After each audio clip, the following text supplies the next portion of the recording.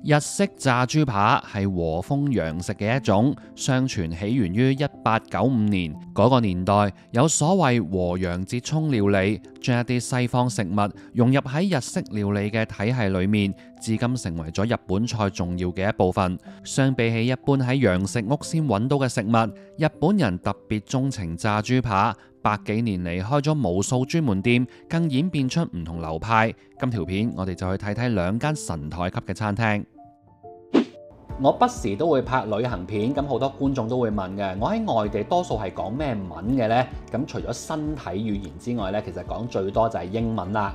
近年去旅行，發現一啲非英語國家嘅人士，英文水平都進步咗非常多。例如日本啦，好多時候食嘢買嘢都可以直接用英文同店員溝通。我自己嘅英文水平一向都好普通嘅，近年因為工作環境轉變，需要講同寫英文嘅機會咧就更加少咗，英文咧仲退步咗添。最近咧我就試用咗一個可以學習同練習英文嘅 App， 叫做 Elsa Speak。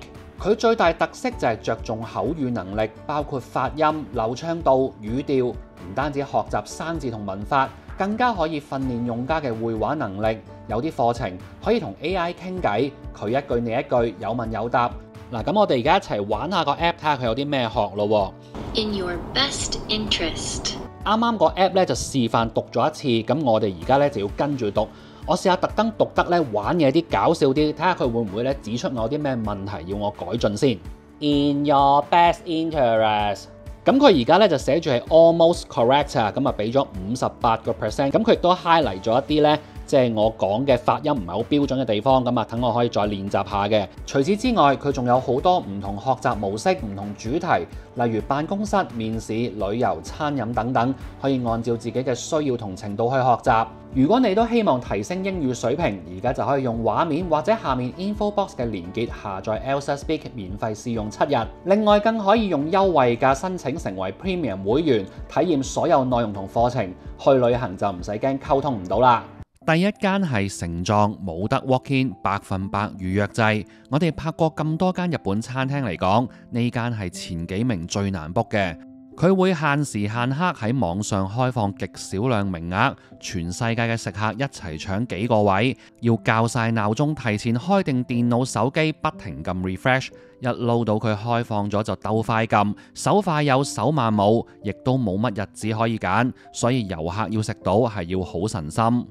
成壯咁難 book， 除咗係好多人都想去食之外，主要係老闆兼大廚嘅心態。自從佢爆紅餐廳日日大排長龍之後，佢就覺得做太多生意會影響自己出品，於是就喺2019年搬鋪，搬咗去好靜嘅住宅區，改為全預約制，嚴格限制每日嘅客量，確保出品係佢自己滿意嘅水平。有生意都唔做，同有風使盡你下下賺到盡，兩種唔同嘅態度就決定咗食物水平嘅高低啦。喺度再一次提提各位，日本嘅炸豬扒越高級嘅餐廳，越大機率係唔會做全熟。今日嘅成壯都唔例外，但又唔算好生，係少少粉紅色嗰種。唔食生豬肉嘅朋友去日本食炸豬扒，就去一般商場鋪，唔使 book 唔使排隊嗰種，多數都係全熟嘅。成壯係用低溫慢炸嘅方式去處理豬扒，一塊豬扒要炸20分鐘，會根據溫度、天氣同肉嘅水分含量，微妙咁調節溫度。炸好之後，會好似天婦羅咁樣閒置一陣，唔係即刻上菜，盡量保留肉汁。日式炸豬扒嘅麵衣一向都係輕盈鬆化，但成壯嘅麵衣係有一種空氣感，一啖咬落去，咔嚓一聲感受到酥脆感之後，麵衣好快就會喺口中融化消失。呢種口感我就未喺其他餐廳感受過，令我對成壯嘅印象非常深刻。呢間餐廳主要用岩中豚同埋 Tokyo X， 都係名牌豬肉，一個定食大約5至6千yen，同大部分餐廳一樣，可以點腰內肉或者係里脊肉。阿 Kit 一向都中意食腰內肉，我就中意里脊肉多啲。里脊肉係會連住少少肥膏，如果隻豬唔靚就會有陣豬臭味，但如果隻豬靚呢，經過低溫煎炸嘅脂肪就會多咗一層甘香嘅氣味。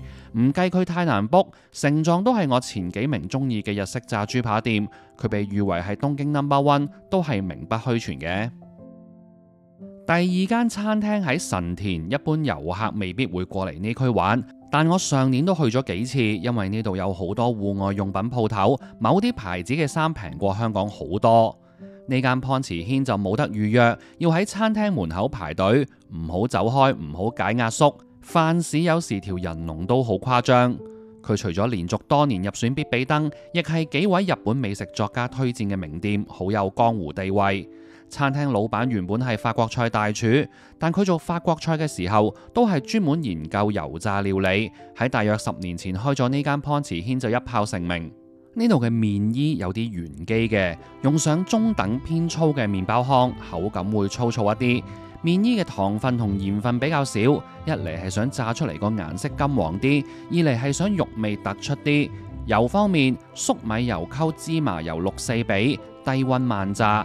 食嘅時候不至於好似部分天婦羅咁會食得出麻油香，廚師主要係想做出清雅輕盈嘅口味。呢度嘅炸豬扒分咗2款，上級同特級。上級係墨西哥豬，特級係沖繩豬，我哋就點咗特級，都係1份里脊1份腰內肉。今日嘅2份肉睇麵衣就知，以佢哋嘅標準嚟講，稍為深色咗啲啲。豬肉係全熟嘅狀態，肉質唔算十分多汁，正常程度嘅鬆軟，但係塊里脊肉呢就有條筋。麵衣嘅口感同豬肉自身嘅味道就冇太大特色，講唔出咩缺點，但亦都冇乜過人之處。整體水準高於一般專門店，但係就未去到神台級啦。話說東京有間豬扒店可以話係我嘅口袋名單，冇呢2間咁出名，但係我好中意。遲啲喺 Facebook、IG 同大家介紹下。今條片講到呢度，下條片再傾，拜拜。